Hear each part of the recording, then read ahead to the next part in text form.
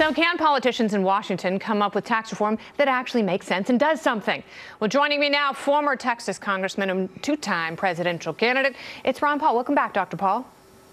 Thank you. Nice to be with you. So let's talk about taxes a little bit. This is something you have spent an awful lot of time thinking about. In your estimation, what is the most egregious current tax violation as you see it?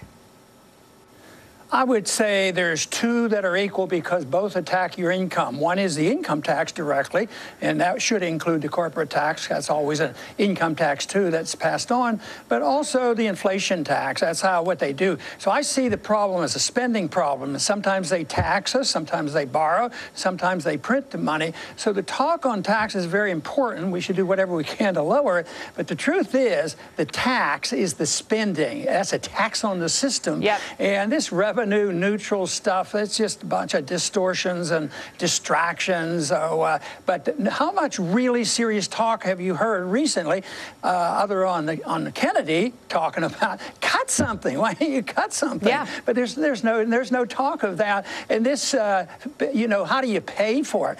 If somebody gives me my money back, why do they have to pay for it? We give money back to people. That's the thing I don't understand. Why does that money have to be shifted to spending programs? It is so incredibly insulting because the burden not only goes to taxpayers, but as you said, it goes on workers' shoulders who don't see where that money is going. And there are all sorts of hidden taxes throughout the system that rob people.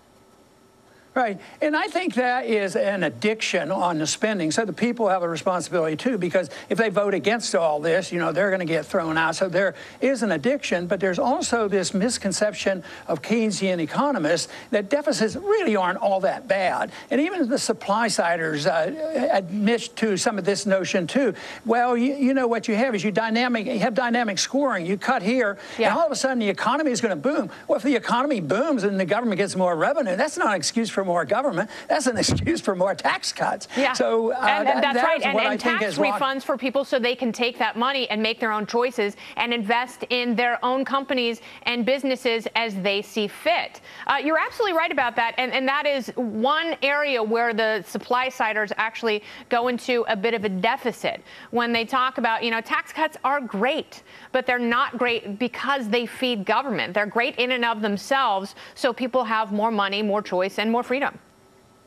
I think it really goes back to the libertarian principle, which I know you understand, and that is we own our lives and we should own the fruits of our labor. So as soon as they introduce this notion that everything belongs to the government and they will permit us to keep a certain percentage under certain circumstances, all this management, say that it's revenue neutral, it's still a lot of mischief because they want to support one group versus another. It's all economic management, economic planning, which is so bad, and it rejects the whole notion that we as individuals have a right to our life, our liberty, and we should have the right to the fruits of our labor. But that is a real chore for us to overcome that because it's so ingrained. I predict that things will get much worse. Spending will continue. Deficits will get worse. And these problems will happen until finally we as a people will have to decide, do you want to live in a more libertarian society or do you just want to live in a more authoritarian society? And that's where the battle is right now.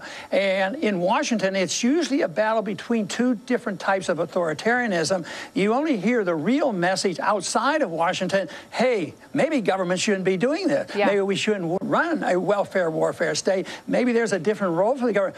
Maybe we ought to even check on the Constitution for some guidance. But we're not quite there yet. But I believe we are actually making some progress along that line. Well, I agree with you. I share your optimism. And, you talking about this and sharing your message at the top of the show goes a long way. Thank you very much, Dr. Paul. Thank you. Nice to be with you. Me too. Thanks. Let's move on to healthcare. Liberals beside themselves over Republican efforts to kill off their beloved Obamacare. It's so well-intentioned.